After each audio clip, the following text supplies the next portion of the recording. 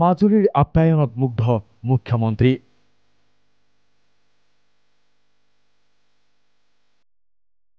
কেইবা কোটি টকীয়া উপহাৰ মাজুলীলৈ।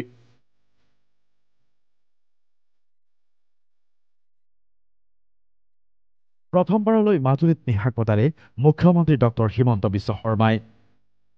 ৰাস পূৰ্ণিমাত নদীদ্বীপ মাজুলীত ৰাস উপভোগ কৰাৰ অন্তত মুখ্যমন্ত্ৰীজনে নিশা কটালে ঐতিহ্য ক্ষেত্ৰত। এয়া কৃষক কিৰণ পায়েঙৰ ঘৰ। বাৰান্দাত বহিছে মুখ্যমন্ত্ৰী ডক্টৰ শৰ্মা, চোতালত কুমৰাগ নৃত্য।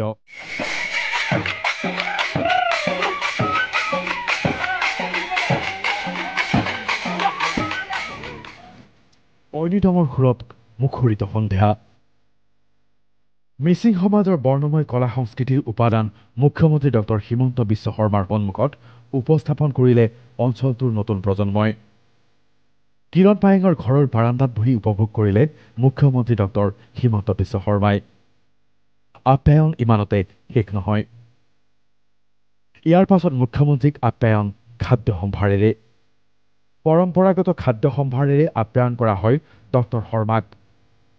মুখ্যমন্ত্ৰী ডক্টৰ হিমন্ত বিশ্ব শৰ্মাৰ সন্মুখত ইমানেই পৰম্পৰাগত খাদ্য সম্ভাৰ পৰিৱেশন কৰা হয় যে মুখ্যমন্ত্ৰীয়ে আটাইবোৰ গ্ৰহণ কৰাটো অসম্ভৱ হৈ পৰে। এই সম্পৰ্কে মুখ্যমন্ত্ৰীগৰাকীয়ে কি ক'লে তেওঁৰ ভাষাৰে শুনক। তেওঁলোকৰ ডেলিকেচি বা খোৱাৰ ইমান আইটেম আছে যে আপুনি খাই চেছ কৰিব নোৱাৰে। আমাতকৈও কম্পেৰিজন মোৰ ঘৰত যি খোৱা বোৱা হয় তাৰ তুলনাত মিচিং সমাজৰ যি খোৱা বোৱা সেইটো বহুত বেছি। নিশাটো বালি জকাইডোবা গাঁৱত কটাই মুখ্যমন্ত্ৰীয়ে পুৱা প্ৰাতঃ ভ্ৰমণলৈ ওলাল সোৱণশিৰিৰ পাৰলৈ। সোৱণশিৰিৰ পাৰত মুখ্যমন্ত্ৰীক ঘোষণা কৰিলে গৰাখহনীয়া প্ৰতিৰোধকে ধৰি বিভিন্ন সমস্যা নিৰসন কৰিবলৈ 30 কোটি টকাৰ পেকেজ। তো মই আহিম আৰু 4 বছৰৰ ভিতৰত আমি দলংখন নিৰ্মাণৰ কাম শেষ কৰিম।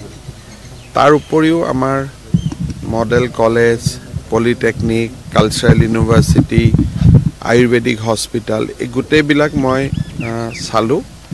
মন্ত্ৰী বিমল হাজৰিকা, বিমল বৰা, পীযুষ হাজৰিকা, প্ৰদান বৰুৱা, ৰণোজ পেগু আমি সকলোৱে ইয়াতে গোটেইখিনি চালোঁ আৰু গোটেই প্ৰকল্পবোৰ নিৰ্ধাৰিত সময়ত আমি শেষ কৰি দিম।